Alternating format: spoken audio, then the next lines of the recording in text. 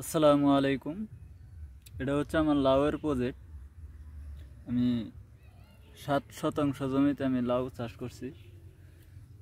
তো লাউ মোটামুটি ভালো হয়েছে। আজকে আসছি লাউয়ের আগাছা পরিষ্কার করতে, সেখান থেকে আপনাদেরকে আমি ভিডিও করে দেখাচ্ছি।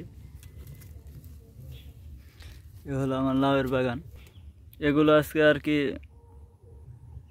আমি পরিষ্কার করে দেব। লাউয়ের গাছের গোড়ালি থেকে আপনার মাচা পর্যন্ত যেগুলো পাতা আছে সেগুলো আর কি, এই মরা পাতাগুলো কেটে দেব। তো লাউয়ের এখন প্রথম আর কি লাউ আসতেছে। তো লাউ মোটামুটি ভালো হয়েছে।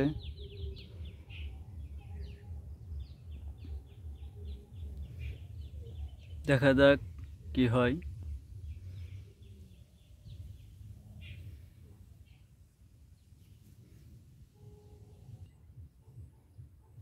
যে পাতাগুলো এখন কেটে দেব।